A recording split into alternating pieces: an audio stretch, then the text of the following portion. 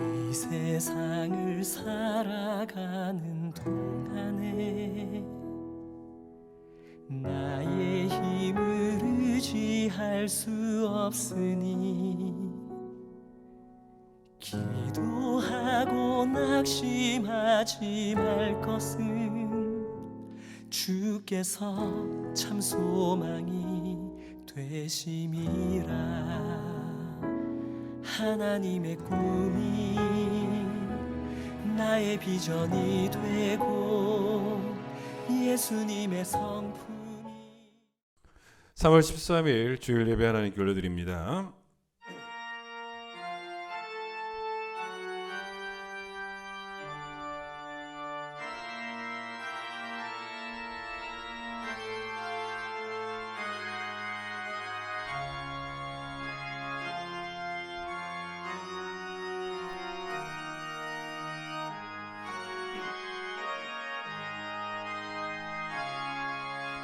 온 땅이여 여호와께 즐거운 찬송을 부를지어다. 기쁨으로 여호와를 섬기며 노래하면서 그 앞에 나아갈지어다.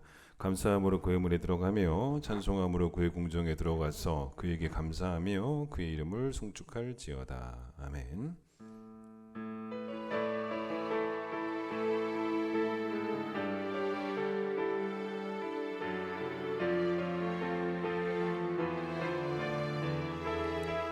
모든 영광과 존귀와 능력 받으소서, 받으소서. 영광과 존귀와 능력 받으소서, 받으소서. 그리스도 살아계신 하나님. 이 시간 우리 죄악을 고백합니다.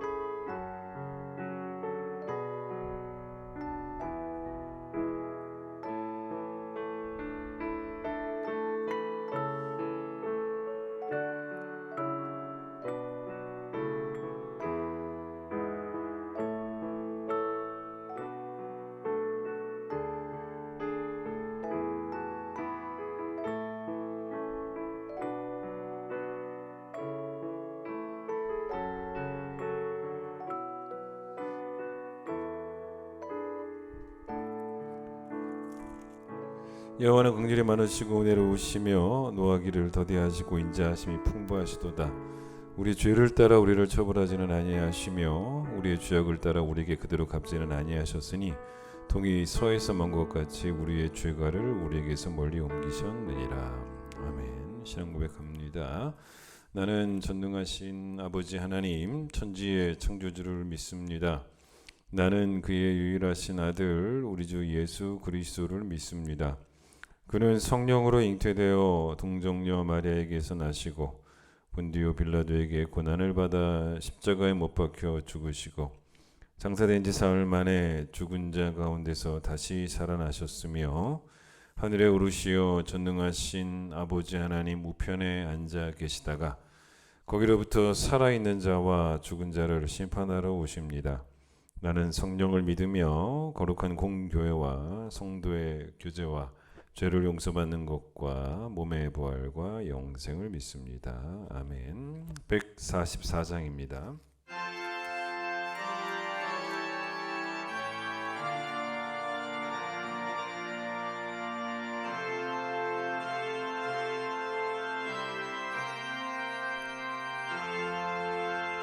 예수 나를 위하여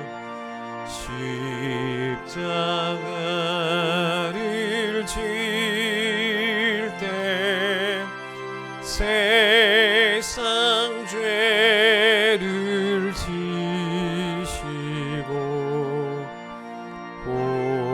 보초다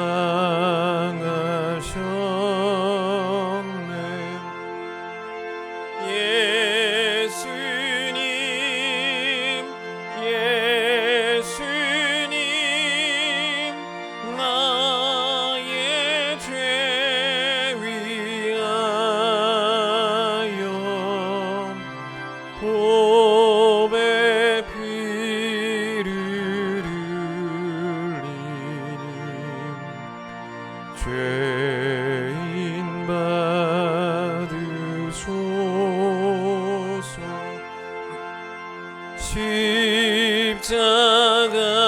십자가를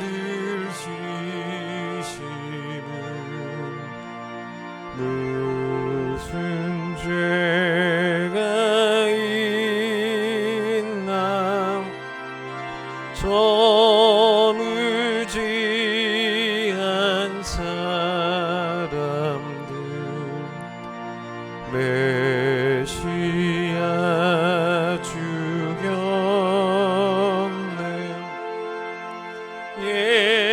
예수님 예수님 나의 죄 위하여 보배 피를 흘리니 죄인 받으소서. 피와 같이 붉은 재 없는 이가 없네.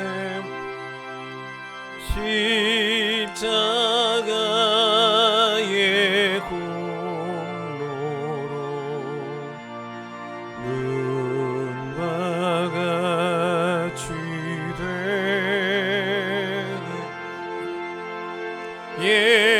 예수님 예수님 나의 죄 위하여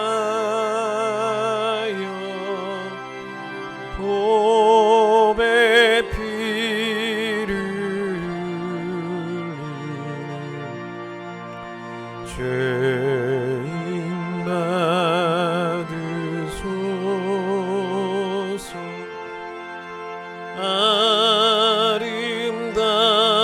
아름답다 예수여 나의 좋은 친구. 예수 공로 아니면 영원 영벌 받네. 예수님 예수님 나의 죄 위하여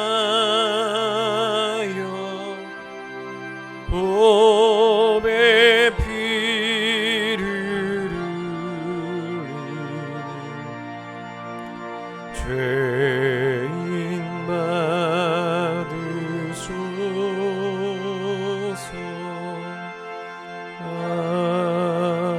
아멘. 히브리서 11장 5절 6절 364페이지 히브리서 11장 5절 6절 말씀을 제가 읽도록 하겠습니다. 믿음으로 에녹은 죽음을 보지 않고 옮겨졌으니 하나님이 그를 옮기심으로 다시 보이지 아니하였느니라. 그는 옮겨지기 전에 하나님을 기쁘시게 하는 자라 하는 증거를 받았느니라. 믿음이 없이는 하나님을 기쁘시게 하지 못하나니 하나님께 나아가는 자는 반드시 그가 계신 것과 또한 그가 자기를 찾는 자들에게 상 주시는 이심을 믿어야 할지니라. 아멘. 오늘은 문은숙 권사님 기도십니다. 사랑의 주님, 지난 한 주간도 우리를 푸른 초장과 쉴만한 물가로 인도하사 부족함이 없는 은혜로 베풀어 주셔서 감사합니다. 부족하고 연약하여 죄 가운데 넘어질 수밖에 없는 우리들을 붙드사 은혜로 살아가게 해주신 것을 감사드립니다.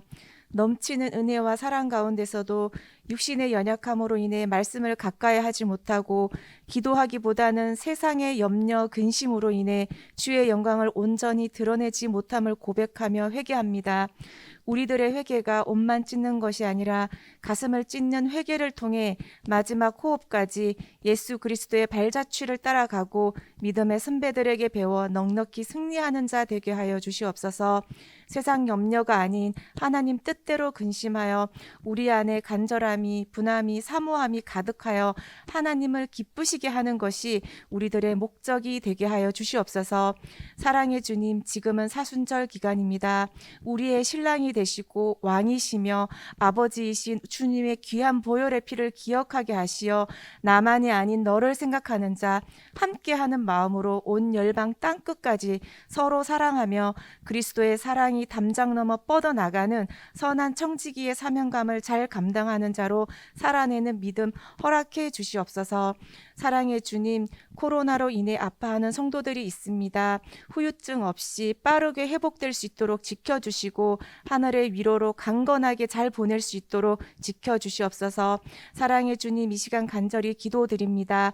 강원도와 경북에서 일어난 산불로 인해 삶의 터전을 잃어버린 자들에게 주님의 위로가 그곳에 함께하길 기도하며 복구 작업을 위해 힘쓰는 손길들을 기억하여 주시고 빠르게 일상 회복이 될 수 있도록 지켜주시옵소서.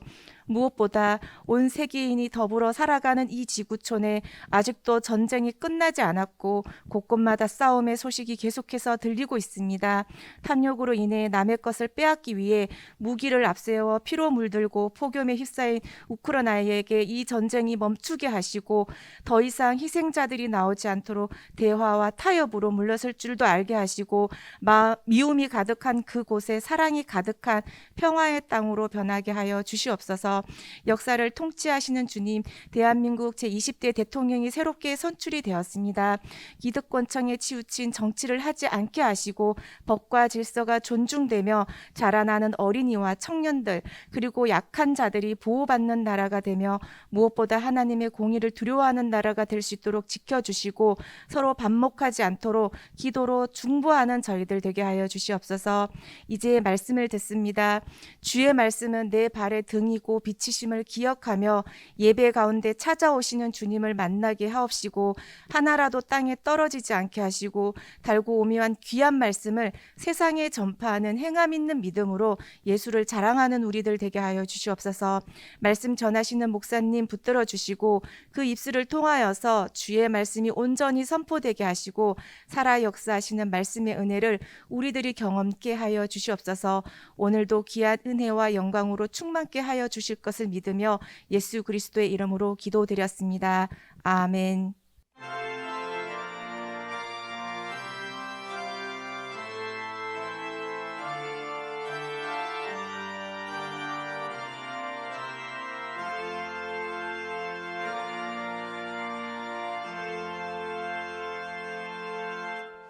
봉헌하겠습니다.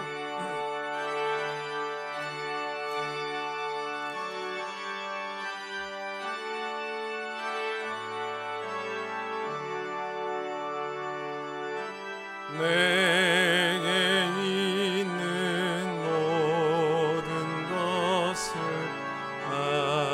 아낌없이 드리네. 사랑하고 의지하며 주만 따라 살리라. 주께 드리네. 주께 드리네.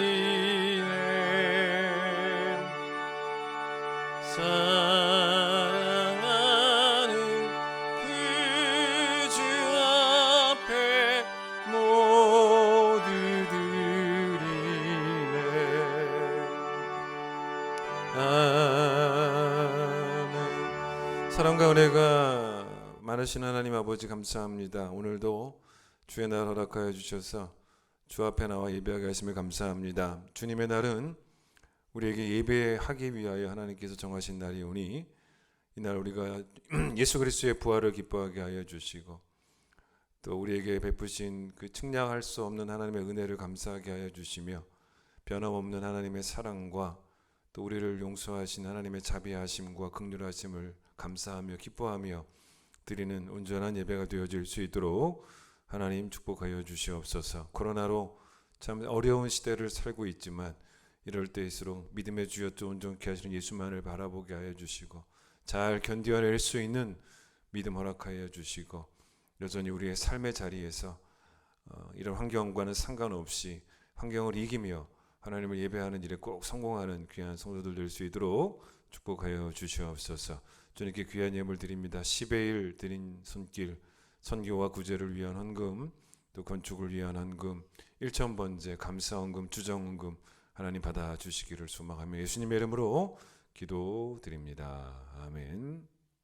교회 소식을 전하겠습니다. 사순절입니다. 예수 그리스도의 십자가 은혜를 깊이 묵상하는 경건함으로 살아가는 저기 되시기를 바랍니다. 오늘 좀 광고가 좀 많은데요. 돌아오는 토요일 오후 2시에 부모 교육 세미나가 있습니다. 우리가 작년에도 교회에서 한번 했는데요. 또 올해도 좋은 교수님 모시고 장신대 기교과의 교수님 우리 신영섭 교수님 모셔서 토요일 오후 2시부터 부모 교육 세미나를 하도록 하겠습니다. 자녀 마음에 하나님을 새기라라는 책의 저자이시기도 하시고요. 유튜브에서 주관합니다. 그래서 여러분 다음 주 돌아오는 토요일 오후 2시까지 오셔서 교회에서 좋은 세미나 들으시기를 바래요. 그리고 나서 이 세미나가 끝나고 나서요. 유튜브에서 또 주관하는 어머니 학교죠. 예수만 섬기는 우리 집 2기를 모집을 합니다. 작년에 2기를 했는데 아주 은혜롭게 잘 끝났습니다. 이제 어머니들이 와서 10주 동안 부모 면허라는 책으로 교육을 받고요. 그 다음에 숙제도 이제 남편과 같이 하는 뭐 숙제, 자녀들과 함께 하는 숙제 이런 것들이 있어요. 그래서 이런 것들이 아주 좋았던 것 같습니다. 그래서 이번에 또 2기를 모집을 합니다. 첫 번째 모임은 3월 26일 토요일 저녁 8시에 첫 모임이 있고요. 신청해 주시기를 바랍니다. 제가 내일 여러분에게 신청 링크를 또 보내드리는데요. 보시고 거기로 신청해 주시면 되겠습니다. 또 하나는요, 이제 중보기도 모임이 시작이 되어집니다. 올해 우리가 이제 중보기도 팀장을 2분을 임명을 했어요. 이강혜 권사님과 김경혜 집사님을 임명했는데, 이강혜 권사님은 교회와 나라를 위한, 우리가 타이틀을 교회와 나라를 위한 느헤미야 기도회라고 정했습니다. 이 기도회를 인도하실 것이고, 또 김경혜 집사님은 가정과 자녀를 위한 한나 기도회를 이제 인도를 하십니다. 그래서 함께 모여서 여러분 함께 기도하시면 되는데, 이것도 내일 여러분에게 신청하는 링크를 보내드리겠습니다. 뭐 기도는 누구나 와서 할 수 있지만 그래도 여러분 신청을 하게 되면 내가 이 중보기도 팀의 팀원이다라는 마음을 가지고 또 책임감 가지고 참석하면서 또 책임감 가지고 기도를 할 수 있게 되니까 신청을 해주시면 좋겠고요. 특별히 또 가정과 자녀를 위한 기도회는 나라를 위한 기도회와는 조금 달리 또 함께 또 자녀들에 관한 이야기도 나누고 또 이런 과정이 좀 필요하기 때문에 요거는 인원수를 우리가 좀 6명 정도로 좀 제한을 둡니다. 그래서 가정과 자녀를 위한 이 한나 기도회도 여러분 신청하셔서 함께 참여해 주시길 바라고요. 교회와 나라를 위한 느헤미야 기도회는 매주 월요일 오전 10시에 내일부터는 아니고 이번 주에 신청받고 이제 그 다음 주부터 진행하려고 합니다. 그래서 매주 월요일 오전 10시에 그리고 가정과 자녀를 위한 기도회는 매주 수요일 오후 1시, 오후 3시 2번 나눠서 있습니다. 여러분 신청해 주시고 또 함께 기도하시길 바랍니다. 정도순 집사님 어머니께서 지난 월요일에 소천하셔서 수요일에 장례 잘 끝마쳤습니다. 만나시면 하나님의 위로를 또 전해주시기 바랍니다. 경서 시찰에 우리 교회와 속한 경서 시찰에 이번 주 목요일 오전 10시에 거룩한 빛 운정교회에서 있습니다. 특순이 있습니다.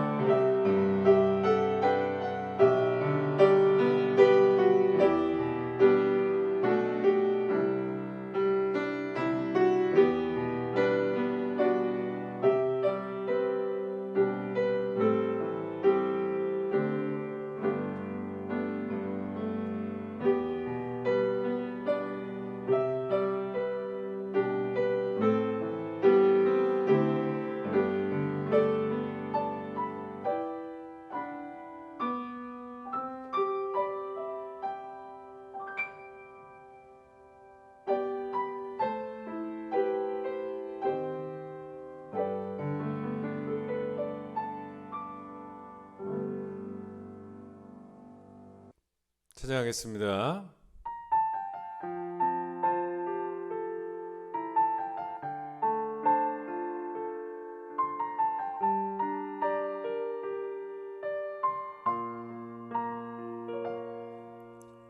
이 세상을 살아가는 동안에 나의 힘을 의지할 수 없으니 기도하고 낙심하지 말 것은 주께서 참 소망이 되심이라. 주의 길을 걸어가는 동안에 세상에 거두지할 수 없으니 감사하고 낙심하지 말 것은 주께서 참 기쁨이 되심이라. 하나님의 꿈이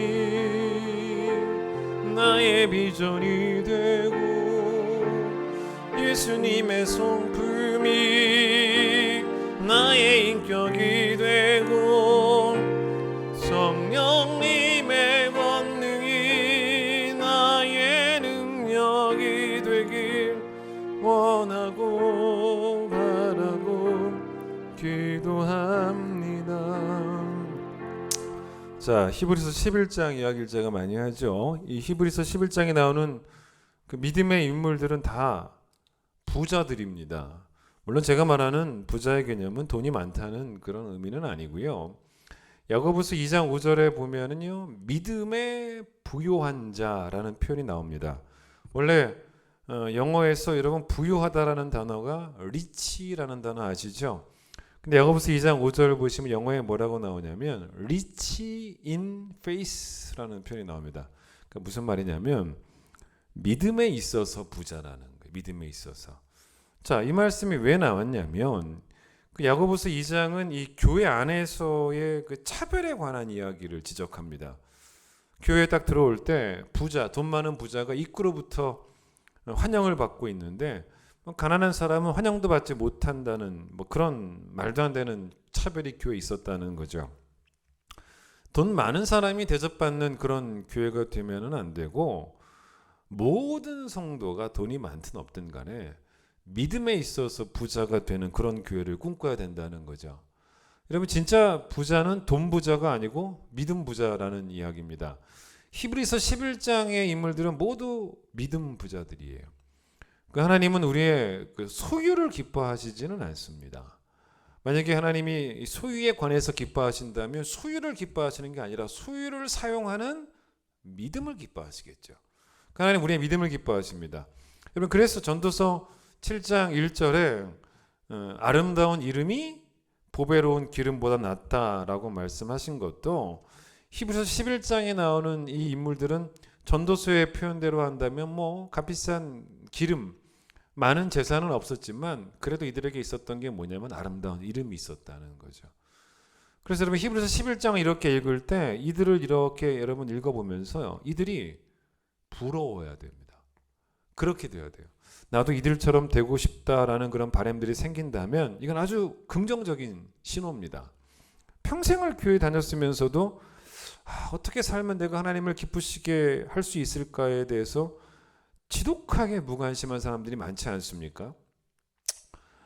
복음의 능력을 경험한다는 말은 뭐냐면 예수 믿고 천국 간다는 정도의 그런 이야기는 사실 아닙니다. 여러분 부활하신 예수님을 만난 제자들의 삶이 어떻게 변했냐면 예수님 십자가에 달려 돌아가실 때에는 영생에 대한 확신이 없었는데 부활하신 예수님 만나고 나서 영생에 대한 확신이 생긴 그런 제자들로 변화된 거는 맞죠. 근데 그 정도는 아니었다는 거죠. 그 정도뿐만 아니라 그것도 물론 그랬지만 삶의 목적이 완전히 바뀝니다. 그게 뭐였냐면 여러분 그들의 삶의 목적이 뭡니까? 하나님을 믿음으로 기쁘시게. 그러니까 순교하는 믿음도요.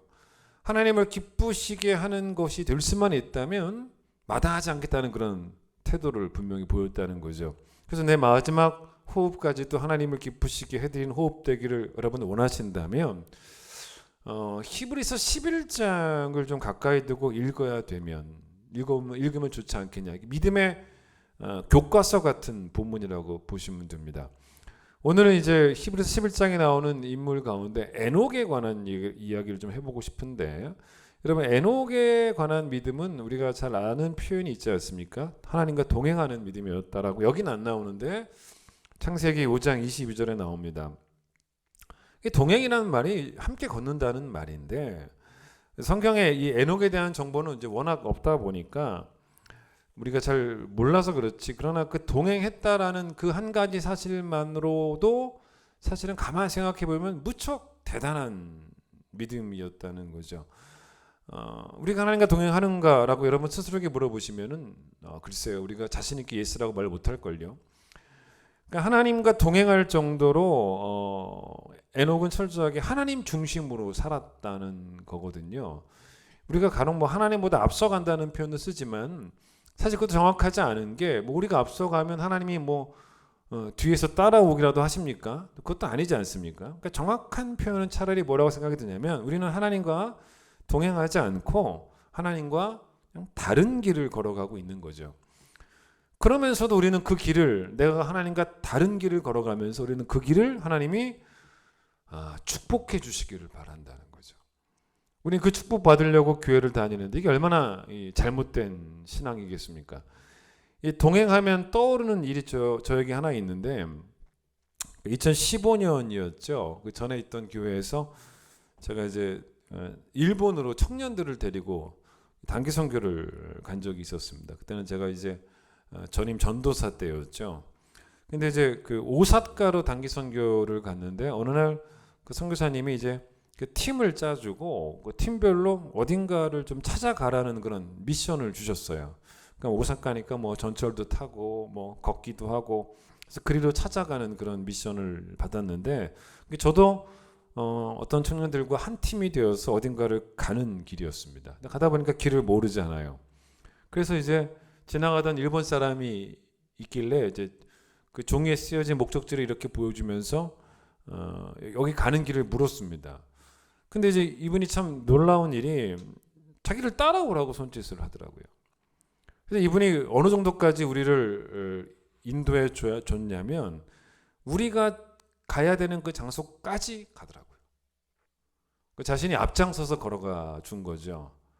결국 우리도 그분을 따라가다 보니까, 뭐 언어도 안 통하잖아요. 따라가다 보니까 그냥 그분만 따라가니까 그 목적지 앞에 딱 와 있더라는 것입니다.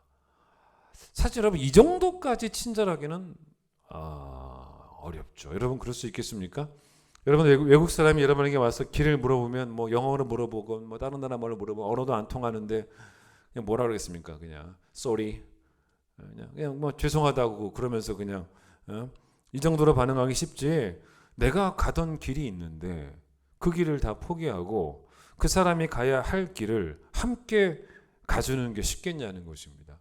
그러니까 이 일본 사람에게는 사실 어떤 태도가 있었던 것이냐면, 잠시라도 자기 목적지를 포기하고 우리 목적지에 자기를 맞춰주는, 여러분 이게 뭐냐면 동행이죠. 이게 동행입니다. 그리고 이게 또 성경이 말하는 하나님과의 동행입니다. 우리는 우리 중심적이에요. 그게 뭐냐면 이를 일단 저질러 놓고 보는 거죠. 그리고 나서 하나님이 도와주시겠지. 여러분 이런 태도를 따지고 보면 이게 10계명 가운데 저는 어떤 계명을 어기는 거라고 보냐면, 이게 바로 여호와의 이름을 망령되게 부르는 거예요. 그러니까 여러분 여호와의 이름을 망령되게 부르지 말라라는 이 말씀의 원어적인 의미는 하나님 이름을 함부로 쓰지 말라는 거예요. 하나님 이름을 그럴 때 사용하면 되겠냐는 것입니다. 여러분 생각을 한번 해보세요. 우리는 잘못된 습관을 갖고 있는데, 그게 바로 뭐냐면 하나님에게 묻지 않고 그냥 나 혼자 결정하는 습관이 너무 많아요. 예수를 믿는 사람들이 그러면 안 되는 거죠. 심지어는 여러분 그 결정이 내가 보기에 아무리 거룩해 보이는 결정이어도요, 하나님께 묻지 않았다면 잘못된 결정일 수밖에 없는 거예요. 여러분 다윗이 정말 잘한 게 뭐였냐면 늘 하나님께 물어요. 그렇게 묻습니다. 묻고 또 물어요. 그리고 이제 하나님이 그래서 응답을 주시면, 길을 알려주시면 그때 비로소 그 길 위에 첫 발을 딱 올려놔요. 그게 하나님과 동행하는 믿음이에요. 그 다윗에게 있었던 하나님과 동행하는 믿음을 제가 성경 한 구절만 읽어드려도 여러분 다 이해할 수 있을 것 같습니다. 들어보세요. 사무엘하 2장 1절만 한번 들어보세요. 쉬운 성경 읽어드릴게요. 이런 일이 일어난 뒤에 다윗이 주께 제가 유다에 있는 성읍으로 올라가도 됩니까? 하고 여쭈었다. 주께서 그에게 올라가라고 하셨다. 다윗이 다시 여쭈었다. 어느 성읍으로 올라가야 합니까? 주께서 헤브론으로 올라가라고 알려주셨다. 여러분 여기서 여쭈었다는 말이 뭐겠습니까? 쉽게 생각하면 됩니다. 기도했다는 겁니다.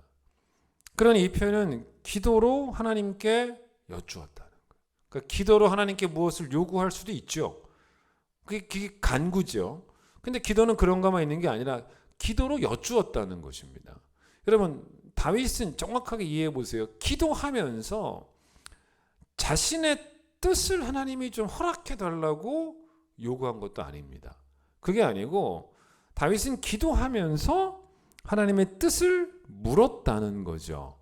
여러분 필립 얀시라는 분이 기도라는 책에서 이런 말을 하더라고요. 들어보세요. 기도의 주목적은 생활을 더 편하게 만들거나 기적적인 능력을 얻는 게 아니라 하나님을 아는 데 있다라고 합니다. 이걸 깔뱅이 또 뭐라고 이야기했냐면 우리가 기도할 때 우리는 자꾸 기도가 하나님께 미치는 영향, 그렇게 많이 배워왔죠. 그러니까 하나님께 우리의 기도가 미치는 영향에 대해서 하나님을 막 움직이고 하나님을 감동시키고 이런 것에 대한 관심을 너무 많이 갖고 있다는 거죠. 그러나 깔뱅이의 이야기입니다. 기도의 핵심은 기도가 하나님께 미치는 영향이라기보다는 기도가 기도하는 우리에게 미치는 영향이라는 거예요. 자, 오늘 에녹의 믿음을 말하면서 우리가 5절을 읽었지만 6절까지 함께 읽었죠. 이거를 연결을 시켜서 읽어야 되기 때문에 자 6절 보세요. 6절을 보시면 믿음이 없이는 하나님을 기쁘시게 못하는데 6절에 그러면 뭘 믿어야 하나님을 기쁘시게 하는가? 거기 뭐라고 말하냐면 중간 보세요. 하나님이 계신 걸 믿으라는 거예요. 자 물론 여러분 이 말씀은 이렇게 해석할 수 있어요. 하나님이 살아계시다라는 것, 하나님이 유일신이라는 것, 하나님 외에는 신이 없다는 것, 하나님은 존재하신다는 것, 그걸 믿으라는 말일 수 있죠. 우선적으로. 자 그런데 물어봅시다. 우리 가운데 그런 믿음이 누가 없습니까? 다 있죠. 물론 그런 믿음으로도 하나님을 기쁘시게 할 수 있어요. 우리 가운데 적어도 지금 이 예배를 드리는 사람들 가운데 무신론자가 있겠습니까? 다 예수님, 하나님의 존재를 믿죠. 그런데 사실 우리는 이 하나님이 계신 걸 믿지 않는 사람처럼 행동을 하고 있다는 겁니다. 여러분 잘 보세요. 하나님이 계신 거를 믿는데 실제적으로는 하나님이 계시지 않는 것처럼 행동을 하고 있다는 거죠. 이게 무슨 말이냐? 자, 이런 예를 한번 들어보겠습니다. 성경은 우리가 이런 예가 맞을 것 같아요. 부모를 공경해야 된다라고 말합니다. 근데 여기서 이제 공경이라는 단어가 히브리어로 카베드라는 단어인데 이 단어의 의미는 뭐냐면 무겁게 여기는 겁니다. 중히 여기는 겁니다. 그 부모님은 가벼운 존재가 아니라는 거죠. 근데 특별히 이제 뭐가 효도일 수 있냐면 부모의 가르침을 중히 여기는 태도가 효도죠. 물론 우리가 부모가 이제 늙고 병들고 그럴 때 부모를 돌봐드리는 것 효도 맞죠. 그러나 동시에 부모가 늙고 병들어도 부모님의 그 성경적 가르침이겠죠. 성경적 가르침을 받기 위해서 겸손하게 부모 앞에 무릎을 꿇는 것, 그게 바로 효도 아니겠습니까? 제가 이제 이번에도 장례식장을 이번에 주에 다녀왔는데 그 장례식장을 가니까 참 좋은 게 온 가족이 예수를 잘 믿고 당연히 어머니도 예수를 잘 믿고 어머님이 소천하셨죠. 우리 정도순 집사님네. 그 향례가 없어요. 향례가 없는 그런 장례가 얼마나 좋아요. 그렇죠? 그런 장례식을 다녀왔습니다. 참 좋은 거죠.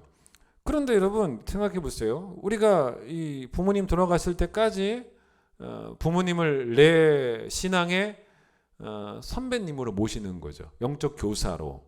룻이 그랬단 말입니다. 여러분 룻이 어떻게 시어머니 나오미에게 효도했는가는 룻기 1장 16절 17절에 정확히 나타납니다. 룻이 이제 시어머니가 어떻게 남편 죽고 그랬을 때 룻이 뭐라 그래? 룻이 시어머니 나오미가 룻한테 뭐라 그래요? 너 친정에 돌아가라고 합니다. 근데 룻이 안 돌아가지 않습니까? 왜 안 돌아가냐? 효도하겠다는 거예요. 그 두 가지 면에서 효도하겠다 그럽니다. 한번 들어보세요. 룻기 1장 16절 17절입니다. 어머니께서 가시는 곳에 나도 가고 어머니께서 머무시는 곳에 나도 머물겠습니다. 어머니의 백성이 나의 백성이 되고 어머니의 하나님이 나의 하나님이 되시리니 어머니께서 죽으시는 곳에서 나도 죽어 거기 묻힐 것입니다. 무슨 말이겠습니까? 어머니 돌아가실 때까지 어머니 돌봐드리겠다는 거예요. 효도죠. 두 번째, 어머니 돌아가실 때까지 어머니에게서 어머니의 하나님을 배우겠다는 거예요.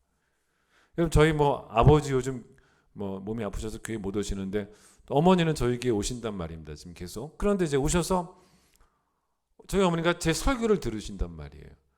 왜 제 설교를 들으시겠습니까? 저한테 배우시는 거잖아요. 왜냐하면 큰 기쁜 게 왔기 때문이에요. 큰 기쁜 게 오니까 여기는 제가 가르치는 목사니까 여기서 목사님 저에게 배우시는 거죠. 그런데 제가 아버님 집에 가면요, 부모님이 저를 가르치시는 영적 권위가 여전히 살아 있는 거죠. 거기 가면 또 제가 배우는 거죠. 제가 부모님 말씀을 듣고 그게 저한테 한편의 설교처럼 들려지는 거죠. 근데 여러분 부모님이 보세요. 살아 계시는데 보세요. 살아 계신다는 건 믿잖아요. 살아 계셔야 말 그대로 살아 계시는 거야. 나는 부모님이 살아 계신 걸 믿어요. 근데 만약에 부모에게 배우려고 부모한테 찾아가지 않는다면 여러분 그런 태도가 부모를 기쁘게 하겠습니까? 여러분 그래서 바로 동행하는 믿음이 바로 뭐냐면 6절과 같이 봐야 되는 거예요.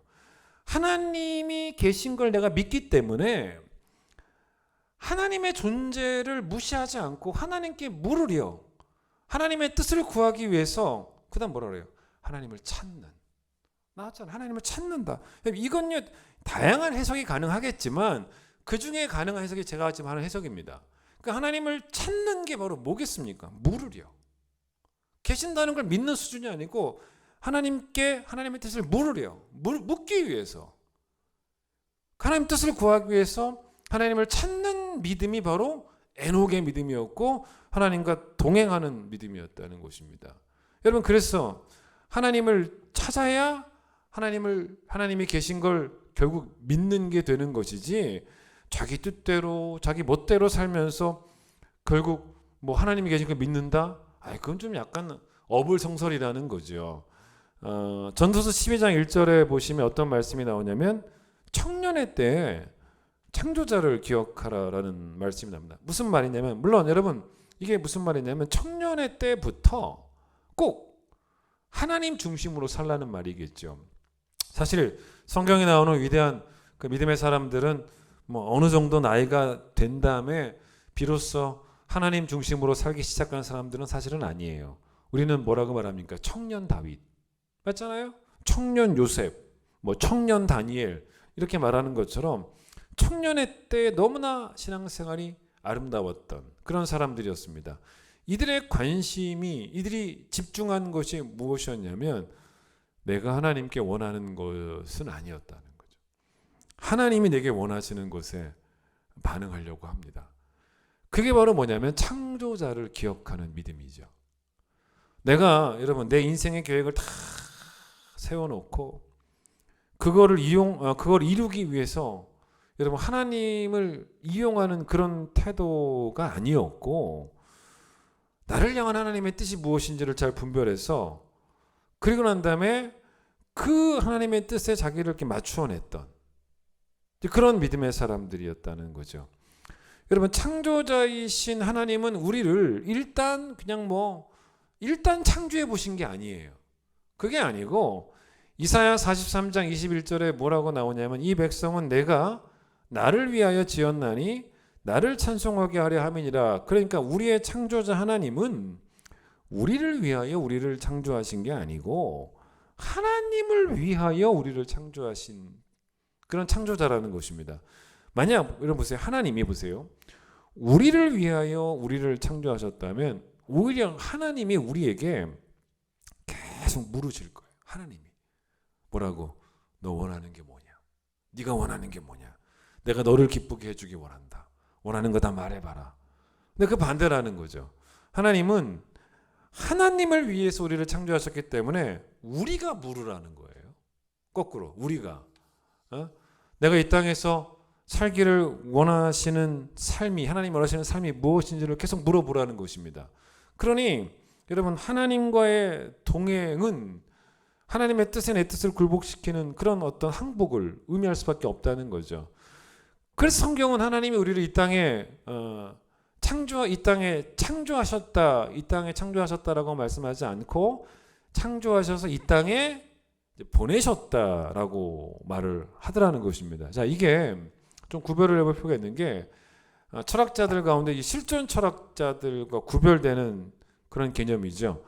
그 실존 철학자들이 인간이 이 땅에 던져졌다라는 말을 할 때, 근데 왜 이들이 그랬냐면 도대체 어디서 우리가 왔는지를 알 수가 없으니까 이들이 표현할 수 있었던 게 던져진 존재라는 표현이었습니다. 왜냐하면 실존 철학자들은 뭐 신 자체를 인정하지를 않습니다. 그러니까 그냥 할 수 있는 말이 던져진 건데, 사실 던져졌다는 말은 무척 쓸쓸한 단어입니다. 자, 실존 철학자들은 누구가 우리를 던졌는가를 말하는 것도 아니고, 또 신이 우리를 창조해서 이 땅에 우리를 던졌다라는 의미도 더더욱 아니고, 아니면 신이 우리를 창조해서 우리를 이 땅에 보냈다라는 의미는 더더욱 아닌 거예요.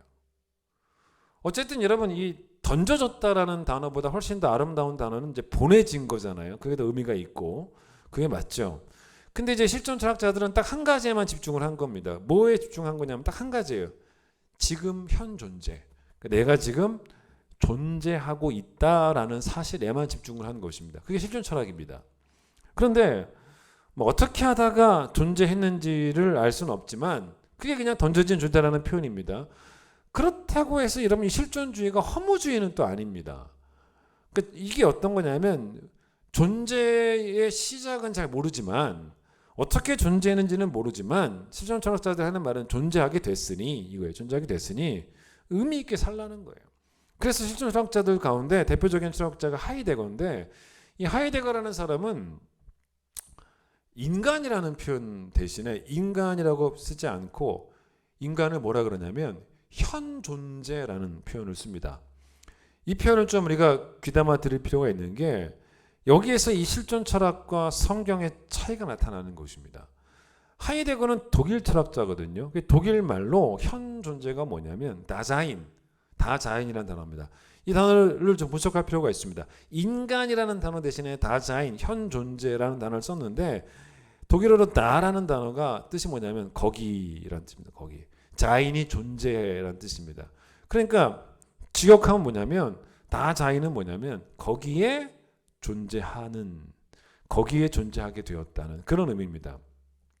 그러니 내가 거기 존재하게 되었으니 이제 진지하게 삶을 결정해야죠. 어떻게 살지를. 그래서 자기 스스로가 선택을 하는 거예요. 어떤 여러 가지 옵션이 있겠죠. 여러 가지 옵션 가운데 이것도 있고 저것도 있고 뭐가 제일 좋을까? 내가 살게 됐으니 이 중에서 제일 좋은 걸 택하는 거예요. 제일 좋은 옵션을 자기가 주체적으로 선택을 하고 결정을 해서, 그래서 의미 있게 삶을 살아가는, 그게 실존 철학입니다. 근데 여러분, 성경이 말하는 것은 달라요. 성경은 창조자를 말하지 않습니까? 창조자가 우리를 이 땅에 보내셨다는 것입니다. 어쩌다 보니 이 땅에 존재하게 된 것이 아니라는 거죠. 그래서 여러분, 실존 철학자 하이데거가 말했던 다자인, 거기에 존재하는 나와 완전 반대되는 패러다임 자체가 달라요. 실존 철학과 완전히 반대되는 신학적 개념이 하나 있습니다. 그게 바로 뭐냐면 거기에 존재하는 나가 아니고, 뭔지 아세요? 거기에서 말씀하시는 하나님이에요. 이게 성경의 정신입니다. 거기에서 존재하면서 내 스스로 여러 가지 옵션 가운데 삶의 방향을 선택하고 결정하는 그런 존재가 우리가 아니라, 지금도 거기에 계시며 내게 말씀하시는 하나님. 그래서 지금도 내게 원하시는 것이 무엇인지를 말씀으로 계시하는 하나님을 발견해야 되는 존재.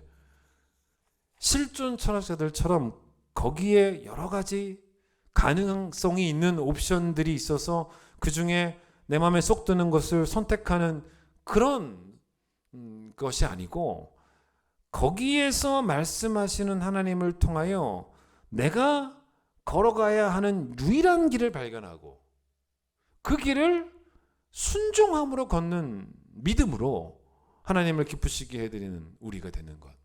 여러분 그게 모세와 하나님의 만남이었습니다. 여러분 생각해 보세요. 모세가 하나님을 막 만나지 않았습니까? 만났을 때 그가 이제 하나님의 그를 만나서 그를 애굽 땅에 들여보내시려고 떨기나무에서 막 불이 나는 나는 스스로 있는 자다라고 말씀하시면서 여러분 그때 거기서 나타나셔서 거기에 계시면서 모세에게 말씀하신 하나님은 다양한 옵션을 주지 않으셨어요. 네가 해야 될 것들 이 중에 하나를 택해라가 아니었습니다. 딱 하나의 길이었어요. 그게 네 삶이라는 거예요. 네 인생이라는 거예요. 너는 그걸 위해 창조됐다는 것입니다. 뭡니까? 애굽에 들어가서 민족을 구원하라는 딱 한 가지 길입니다. 그러니 여러분 거기에 존재하는 나, 그래서 수많은 옵션 가운데 택하는 나가 아니고 거기에서 말씀하시는 하나님, 그게 바로 뭐냐면 이게 바로 동행입니다. 여러분 청년의 때라는 게 사실은 이 자기 신화에 빠지기 쉬운 때 아니겠습니까? 뭐든지 막 뜻한 대로 될 것 같은 그런 충만한 자신감이 청년의 때입니다.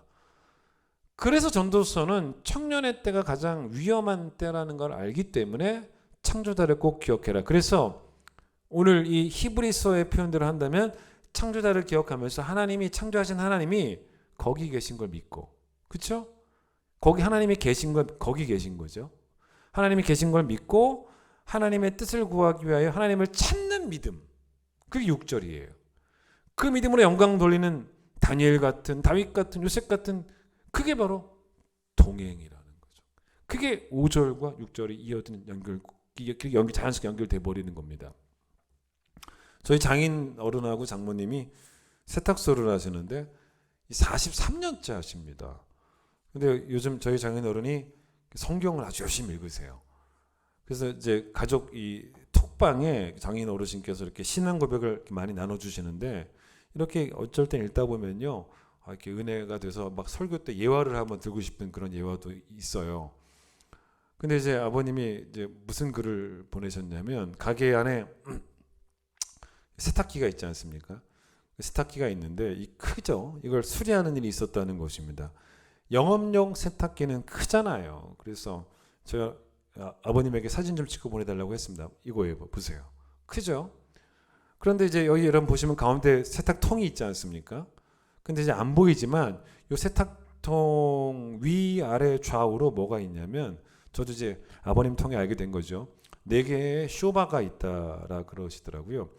그러면 쇼바는 이제 우리가 쇼바 그러는데 대부분 다 쇼바 그러는데 이게 원래 쇼바가 정확히 영어로 뭐냐면 쇼크 옵저버라는 단어입니다. 그러니까 쇼크 충격을 옵저버 한다는 거는 흡수한다는 거거든요. 쇼바가 자동차에도 쇼바 있다고 하지 않습니까? 턱 넘어갈 때 쇼바가 뭐 어떻고 저쩌고 막 그러지 않습니까? 이 쇼바가 있어야지만 충격이 흡수가 되는 거죠. 근데 진동을 잡아주는 그런 이제 구조인데 위아래 좌우에 있다는 거죠. 근데 이제 특별히 이 세탁할 때는 이 탈수할 때 막 힘이 세지 않습니까? 이게 탈수도 한다는 거예요, 이 기계 가지고. 근데 탈수할 때 진동이 너무 심하니까 탈수하시다가 아버님이 너무 시끄러우니까 너무 이제 뭐 진동이 세니까 기계를 어쩔 때는 껐다가 다시 돌리는 뭐 그런 적도 있었다는 것입니다. 그러니까 왜 그랬겠냐는 거죠. 쇼바가 뭔가 문제가 생긴 거죠. 이거 못 잡아준다는 거죠. 그래서 이제 기술자를 불러가지고 4개의 쇼바를 다 새 것으로 교체를 하고 나니까 이제 이 흔들림 없이 잘 돌아가더라는 것입니다. 그리고서 아버님이 그 뒤에 이런 글을 쓰셨어요. 한번 들어보세요. 가족들과 나눈 거죠. 우리 마음에도 파도같이 다가오는 삶의 문제들로 늘 휘청거릴 때가 많습니다. 그런 휘둘림을 방지하기 위해서는 쇼바 역할을 하는 하나님의 말씀이 늘 작동되도록 늘 성경을 읽으며 그 말씀으로 무장하는 것이 필요하다라는 생각이 들어서 가족들과 함께 나눕니다 라고 글을 올려주셨더라고요. 자, 우리가 기억해야 되는 말씀 가운데 하나가 뭐냐면, 여러분 여호수아에게 하나님 주신 말씀, 여호수아 1장 좌로나 우로나 치우치지 말라. 동행은 치우치지 않는 거예요. 치우치면 동행이 안 되죠. 길을 벗어나지 않고 동행은 유일한 딱 한 가지 길로만 걸어가는 겁니다. 여러 가지 옵션이 있는 게 아니에요. 딱 한 가지 길밖에 없습니다. 그래서인지 여러분 이 여호수아에서 정말 중요시 여기는 것이 뭐냐면 그렇게 동행하기 위해서 우리가 치우치지 않도록 말씀이 우리를 붙잡아주는 그 역사가 있어야 된다는 거죠. 여러분 여호수아에 보면 자주 나오는 표현이 하나 있습니다. 그게 뭐냐면 여호수아가 아침에 일찍 일어나 이런 표현입니다. 그럼 이게 3장 1절에 나오고요. 6장 12절에 나오고요. 7장 16절에 나오고요. 8장 10절에 나옵니다. 아침에 일찍 일어나. 아침에 일찍 일어나. 어쩌다 한번 그런 것 같지도 않고 여호수아의 습관이었던 것 같고요. 아침에 일찍 일어나는 것이 4번이나 표현되고 있으니까 또 잠이 없었던 사람인 것 같지도 않고 그게 아닙니다. 예수님처럼 아침에 일찍 일어나는 그런 습관이 있었다는 것입니다. 여러분 왜 그랬을까라고 생각했을 때 여호수아에게 아침은 제가 보기에는 어떤 시간이었냐면 영적인 튜닝의 시간이었습니다. 기도하는 시간이었겠죠. 그리고 말씀에 귀를 기울이는 시간이었을 것입니다. 기도로 묻고 말씀을 듣고 그런 시간이었을 것입니다. 자, 오늘도 새 아침이 시작될 때 여러분 희망찬 계획으로 새 아침을 맞는 것이 필요한 게 아닙니다. 그게 아니에요. 하루의 출발은 하나님께 오늘도 나의 야심찬 계획을 알려드리고 그 계획을 성취할 수 있도록 꼭 도와달라고 기도하는 게 우리 하루의 출발이 아닙니다. 그거 하려고 일찍 일어나는 게 아니에요. 여러분 쉽게 생각해 보십시오. 피아노를 연주할 때 연주하기 전에 반드시 해야 되는 게 뭐냐면 조율입니다. 조율. 오케스트라를 연주할 때도 제일 먼저 해야 되는 게 뭐냐면 조율이죠. 튜닝을 합니다. 오케스트라를 보시면 이제 청중들이 와서 앉아 있어도 공연을 시작할 때 지휘자가 곧바로 청중이 와 있다고 연주를 곧바로 시작하지 않고 무조건 청중들 앞에서 튜닝부터 합니다. 그거를 관객들은 당연하게 보는 거예요. 튜닝 해야지. 튜닝 안 하고 하면 말짱 꽝이라는 거죠. 튜닝을 해야 되는 것입니다. 근데 여러분 이 튜닝을 할 때 기준되는 악기가 있다는 거죠. 여러분 여러 가지 악기가 있지 않습니까? 근데 어떤 악기가 이제 음을 내야 됩니다. 근데 그 음이 뭐냐면 라음을 내요. 라음 가지고 튜닝을 합니다. 그런데 이때 바이올린, 비올라 같은 현악기로는 튜닝을 잘 하지 않는다는 거죠. 왜냐하면 현악기는 막 줄이 풀릴 수 있잖아요. 온도나 습도에 따라서 수축, 팽창 이런 게 되니까 그렇다고 여러분 튜닝을 무슨 타악기로 하겠습니까? 타악기는 멜로디가 없는데 음을 낼 수 없는데 그것도 안 되는 거죠. 그러니까 튜닝을 뭐로 하냐면 관악기로 한단 말입니다. 그런데 보통 이때 튜닝하는 악기가 오보에 아니면 클라리넷인데 오보에나 클라리넷이 라음을 내주는데 둘 중에 더 선호되는 걸 택한다면 뭔지 아십니까? 오보에라는 거예요. 왜냐하면 여러분 오보에가 클라리넷보다 이렇게 들으면 훨씬 더 음이 더 뭔가 더 선명하지 않습니까? 그렇기 때문에 정말로 그 한층 더 분명하고 뚜렷한 음을 내주니까 오보에가 라음을 쫙 내주면 튜닝을 합니다.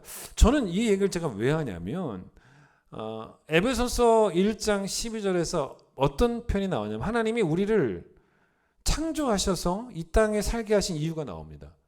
하나님이 우리를 또 구원하셔서 천국 올 때까지 이 땅에서 살게 하신 이유, 생명을 주시고 살게 하신 이유가 나온다는 거죠. 그걸 뭐라 그러냐면 바울이 이렇게 표현합니다. 바울이 하나님의 영광에 찬송이 되게 하려 하심이라. 하나님의 영광을 찬송하게 하려 하심이라 라고 말해도 되지만 훨씬 더 표현을 멋지게 했습니다. 우리가 하나님의 영광에 찬송이 되는 한편의 찬송이 우리의 삶이 하나님이 참 듣기 좋은 한편의 노래가 되어야 된다는 거죠. 여러분 그렇게 되기 위해서 반드시 필요한 것이 뭐냐면 우리의 삶이 영적으로 튜닝이 되셔야 된다는 거예요. 여러분 제가 여러분에게 이걸 부탁을 드리는 거예요. 여러분 아침의 시작을 성도라면 꼭입니다. 여러분 이건 꼭이에요. 꼭 말씀과 기도로 시작하는 성도가 되셔야 돼요. 그러면 여러분 물어보시겠죠. 목사님 저녁에 하면 안 됩니까? 물론 저녁에 해도 되긴 됩니다.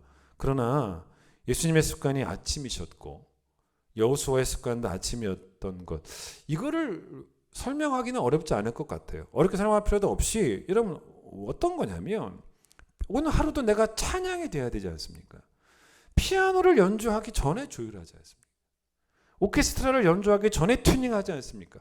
내 하루의 삶이 여러분 하루의 삶을 끝나고 튜닝하는 게 아니고 내 하루의 삶이 하나님의 찬송이 되기 위해서는요.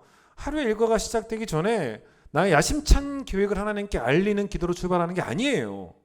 그게 아니고 기도하며 하나님께 묻고 내가 있는 곳에서 거기에서 선명하게 말씀하고 계시는 하나님에게 말씀하시는 하나님에게 귀를 기울여서 하나님에게 나를 딱 맞추면요. 그 뜻이 나를 좌로나 우로나 치우치지 않게 그 말씀이 나를 좌로나 우로나 치우치지 않게 딱 붙잡아 주는 게 바로 동행이에요. 그게 동행입니다. 여러분 저는 그래서 오늘 본문을 통해서 이런 생각을 짧게 말씀드리고 마칠게요. 어떤 생각도 드냐면 기독교가 비나이다 종교가 아니지 않습니까? 우리가 불렀던 찬양처럼 하나님의 꿈이 나의 비전이 되는 것. 그렇죠? 그 다음 들어보세요. 예수님의 성품이 나의 성품 되는 것. 우리 지난 몇 주 전에 설교를 들었죠. 근데 마지막에 뭐라고 찬양하냐면 성령님의 권능이 내 권능이 되기를. 여러분 이게 딱 맞는 이야기입니다. 무슨 말이냐면 자 하나님과 동행하는 걸 제가 두 번째 이야기를 짧게 하고 마치겠습니다. 여러분 하나님과 동행하는 모습이 어떤 모습이냐면 자 보세요. 아이가 아빠랑 동행을 하려면요. 꼭 해야 되는 게 있습니다. 어떤 태도가 있어야 되냐면 아빠의 손을 놓치지 말아야 돼요. 이 아이가 아빠의 손을 놓치면요. 이 아이는 넘어지기 십상입니다. 그러니까 동행하려면요. 물론 제가 처음 이야기한 것은 그 뜻을 구하는 태도가 필요하지만 뜻을 구하기 위해서 보세요. 뜻을 구하기 위해 하나님을 찾는 거예요. 거기에 계신 하나님을 찾는 거죠. 근데 또 하나 있어요. 하나님이 계신 걸 믿는 자는 하나님을 찾으라는 말의 두 번째 의미는 어떤 의미냐면 자 보세요. 아이가 아빠의 손을 놓치면 넘어지는 것처럼 자 베드로가요. 보세요. 자기가 걸어가야 되는 길이 하나님의 뜻이 무엇인지 몰랐던 사람 같지는 않아요. 복음서의 베드로 말입니다. 그 베드로가 뭐라고 말했냐면 마가복음 14장 29절에서 이렇게 아주 자신만만하게 말합니다. 다른 사람들이 다 버려도요. 나는 버리지 않겠습니다. 여러분 그거는요. 어떻게 생각하면은 정확하게 그가 걸어가야 될 유일한 길을 아는 거예요. 맞잖아요. 그게 유일한 그렇게 걸어야지만 동행하는 예수님과 동행하는 것이고 하나님과 동행하는 것입니다. 근데 여러분 이걸 우리가 뭐라고 말하냐면요. 들어보셨죠? 근자감이라고 하는 거예요. 근거 없는 자신감이었다는 것입니다. 너무 무모한 사람입니다. 근데 여러분 사실은 이 베드로는 어떻게 자기의 정체성을 지켜내며 살았냐면 복음서의 베드로입니다. 늘 남보다 더 잘하는 나였어요. 그걸로 버텨낸 사람이에요. 나는 남보다 더 잘한다라는 생각으로. 그런 자신감이 있었습니다. 근데 그 자신감이 한 번에 다 무너졌지 않습니까? 그렇게 자신했다가 예수님을 모른다고 배반을 했단 말입니다. 자 그런데 그런 베드로를 예수님이 찾아가신단 말입니다. 그 요한복음 21장이죠. 그때 예수님께서 잘 생각해 보세요. 저는 엄청 고민을 했어요. 왜 이런 질문을 하셨는가? 예수님께서 내 양을 먹이라, 내 양을 치라. 그에게 또 걸어가야 될 길, 유일한 길이죠. 유일한 길입니다. 다른 옵션이 없어요. 그가 걸어가야 될 유일한 길, 그 길을 걷는 게 예수님과 동행하는 것이고 하나님과 동행하는 것 아니겠습니까? 근데 그때 예수님께서 뭐라고 베드로에게 물어보셨냐면 네가 나를 사랑하느냐를 3번 물어보시는데 뭐라고 물어보시냐면 네가 이 사람들보다 나를 더 사랑하느냐를 물어보셨다는 것입니다. 저는 엄청 고민을 했습니다. 왜 예수님께서 이렇게 물어보셨을까? 자 보세요. 원래 베드로는 모든 사람들 복음서의 베드로입니다. 모든 사람들보다 내가 예수님을 더 사랑합니다라고 하는 자신감이 있었던 사람이었는데 그게 다 무너졌지 않습니까? 그런 베드로에게 예수님께서 다시 한번 기회를 주신 걸까요? 모든 사람들보다 네가 날 더 사랑해라. 그에게 다시 기회를 주시고 용기를 주시고 넌 그렇게 할 수 있다. 그리고 그걸 저는 엄청 고민했어요. 왜 그렇게 물어보셨을까? 근데 그건 아닌 것 같다는 거죠. 그럼 저는 그걸 어떻게 보냐면 이걸 어떻게 풀어갈까 하다가 누가복음 7장 47절에서 예수께서 하셨던 말씀을 떠올렸습니다. 예수께서 뭐라고 말씀하셨냐면 사함을 받은 일이 적은 자는 가장 적게 사랑한다는 거예요. 그러니까 예수님께서 베드로에게 알게 하신 것은 뭐냐면 네가 주인이다라는 거예요. 네가 정말로 그 바울의 고백처럼 무슨 말입니까? 내가 죄인 중에 괴수라는 고백을 네가 할 수 있다면 이 모든 사람들보다 네가 더 죄인 중에 괴수라는 고백을 할 수 있다면 네가 이 모든 사람들보다 나를 더 사랑하게 될 거라는 거죠. 저는 그렇게 해석을 하고 싶더라는 것입니다. 여러분 그럼 이게 무슨 말이겠습니까? 예수님께서 베드로에게 내 양을 먹이라 내 양을 치라라고 그 유일한 길을 다시 그 뜻을 알려주실 때는 네가 연약하고 네가 악하고 인정하라는 거예요. 그 인정하라는 것입니다. 그렇기 때문에 그 길을 네가 네 힘으로 걸으려고 하면 큰일 난다는 거죠.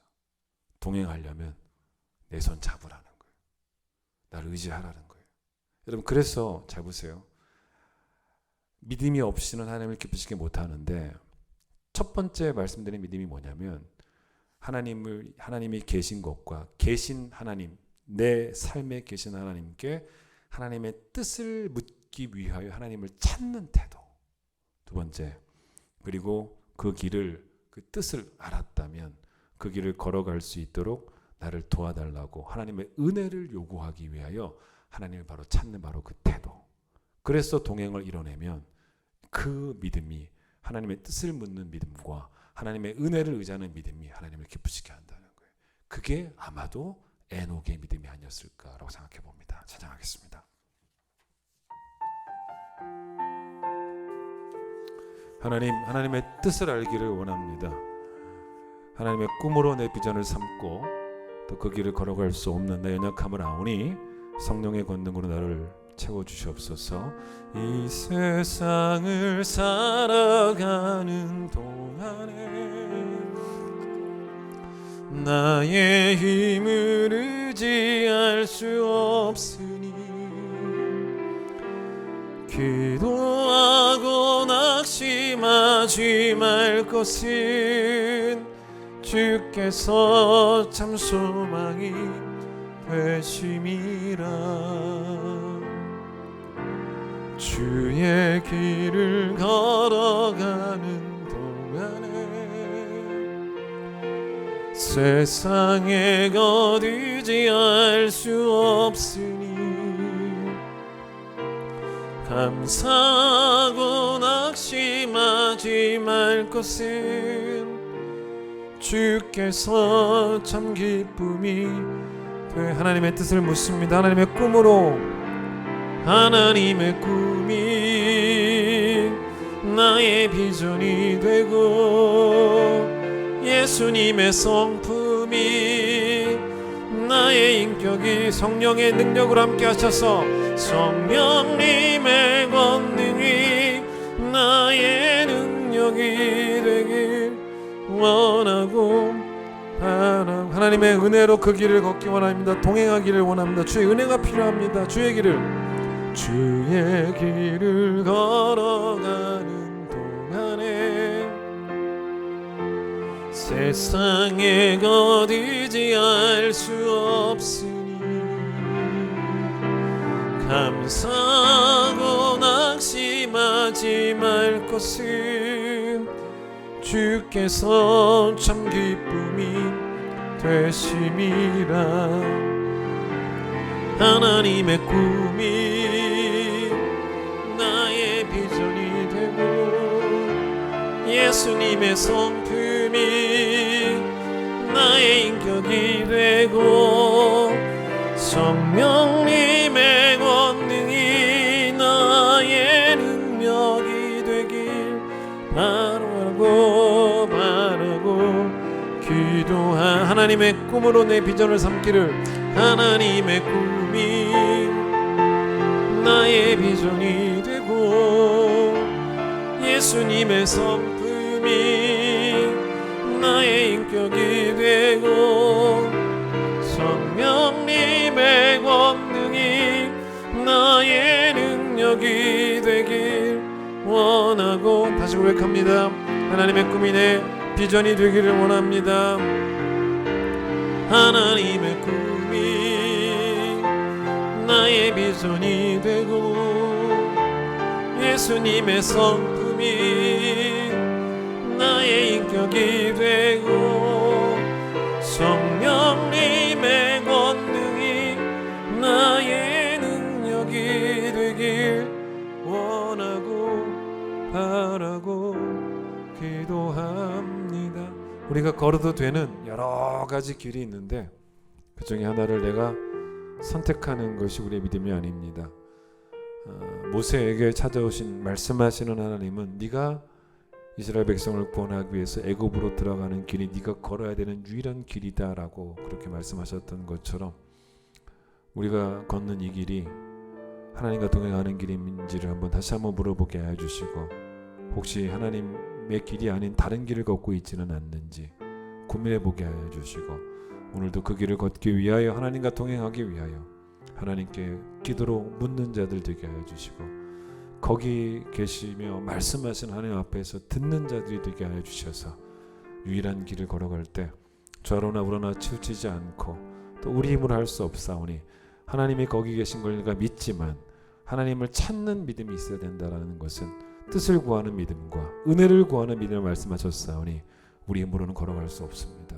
베드로도 그랬습니다. 베드로가 양떼를 치고 양떼를 먹이려면 그가 예수 그리스도의 은혜를, 하나님의 은혜를 의지해야 됐던 것처럼 우리도 우리 연약함들을 인정하며 어린 자녀가 엄마 아빠의 손을 꼭 잡아야지만 엄마 아빠는 동행할 수 있는 것처럼 우리를 천국까지 인도하실 하나님의 손을 꼭 붙잡고 우리가 걸어가야 될 길을 은혜로 걸어갈 수 있는 우리 모두가 될 수 있도록 하나님께서 축복하여 주시옵소서. 이제 예수님 놀라우신 은혜와 하나님의 사랑과 성령의 역사하심이 주와 동행하는 믿음으로 하나님을 기쁘시게 해드리길 원하는 모든 성도들 위해 함께 하시길 간절히 축원하옵나이다. 아멘.